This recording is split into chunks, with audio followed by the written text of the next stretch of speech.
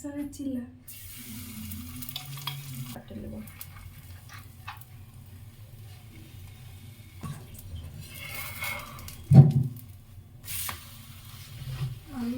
নমস্কার বন্ধুরা, welcome back to my channel Riya Shakti ব্লগের একটি নতুন ভিডিওর সাথে তোমাদের সবাইকে ওয়েলকাম।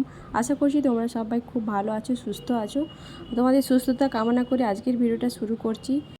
তো সকালবেলা ঘুম থেকে উঠেই ঘরটর ঝাঁট দিয়ে মুছে আমি চলে গেছিলাম ব্রেকফাস্ট বানাতে, কারণ দেরি হয়ে যাচ্ছিল আর বুকুকে খাওয়াতে হবে সেই জন্য। তো তারপরে ওখানে ব্রেকফাস্ট বানিয়ে দিলাম, বেসনের চিলা বানালাম, যেটা তোমরা দেখলে। তো এটা খুব সহজ আর খুব হেলদি একটা খাবার। তোমরা চাইলে তোমাদের ছেলেদের বাচ্চাদের খাওয়াতেই পারো। ইউটিউবে সার্চ করে নেবে কেমন করে বানাতে হয়। আর আমার কাছে যদি রেসিপি জানতে চাও তো নেক্সট ব্লগে আমি তোমাদের দেখিয়ে দেবো।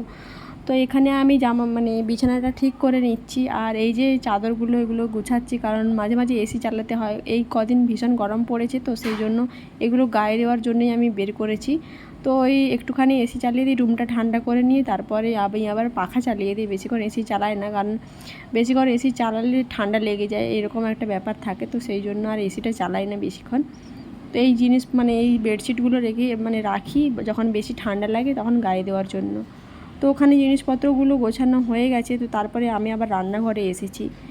ছুটোছুটি সারাদিন লেগেই থাকে, এধার নয় ওধার, এরকম করতেই থাকি। আমি বোনকে পাঠিয়েছিলাম আজকে সকালে বাজার, কারণ আজকে সানডে, আর সানডে স্পেশাল আজকে বানাবো, অনেক দিন পরে ফ্রাইড রাইস আর চিলি চিকেন বানাবো।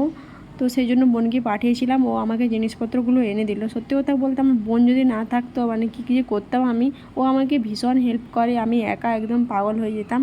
জানি না ও না থাকলে আমি কি করব। তো এখন ও আমাকে অনেকটাই হেল্প করে। তো এই যে দেখো, অবশেষে ব্রাশ করার আমার টাইম পেয়েছি আমি। তো রান্নাটা বসিয়ে দিয়ে চালটা সেদ্ধ করতে বসিয়ে দিয়ে এসে আমি এখানে মুখটা ধুয়ে নিচ্ছি, ব্রাশ করে নিচ্ছি। আর আমাদের মায়েদের যতজনের ছোট ছোট বাচ্চা থাকে তো তারা বুঝতে পারবে। আর আমি এখন ফিল করি, আমার মায়েদের কথা এখন ভাবি যে সত্যি কী করে করতো, কী করে এত 3-4টে বাচ্চাকে সামলানো, তারপরে ঘরের কাজ করা, সব কিছু একটু ভীষণ টাফ হয়ে যায়। নিজেরা মা হলে তাহলেই বুঝতে পারবে, এখন আমি বুঝতে পারছি যেটা।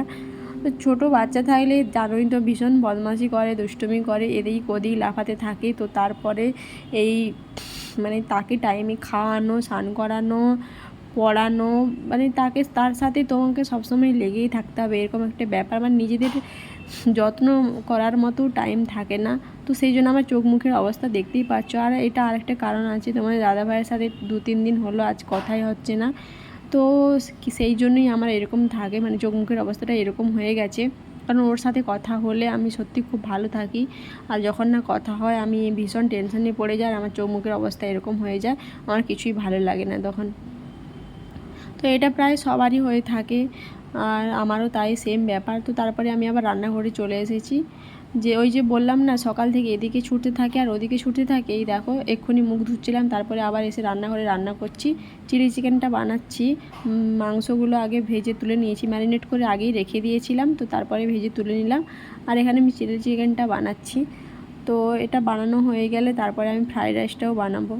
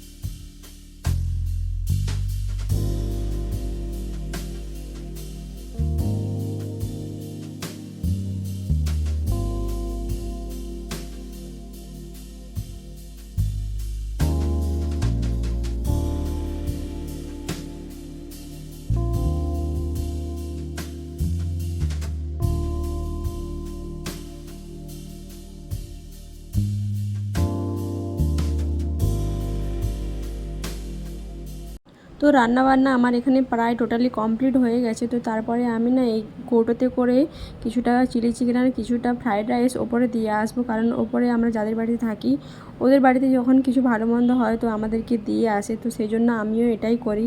আমি সবসময় মানে লখনৌতেও যখন থাকতাম ওখানেও এরকমই করতাম, যারা থাকতো আমার চেনা পরিচিত ওদেরকে দিতাম আর ওরাও দিয়ে যেত আমাকে, সেই জন্য আমাকেও দিতে হতো। তো এখানে দিয়ে চলে এসেছি। তারপরে এই দেখো এখান থেকে চাঁদা তুলতে এসেছি। এই যে বরিশা ক্লাবের পুজো হয়, তোমরা অনেকেই নাম শুনেছ হয়তো জানবে। তো এই বেহালাতে হয়। তো এখানে আমাকে চাঁদা তুলতে এসেছিলো আজকে, আর এই যে বইটা দিয়ে গেছে তো সেটাই তোমাদেরকে দেখাচ্ছি। এখানে সব আমি দেখলাম বইটা খুলে, যারা স্পন্সার করেছে তো তাদেরই সব অ্যাড দিয়ে রেখেছে।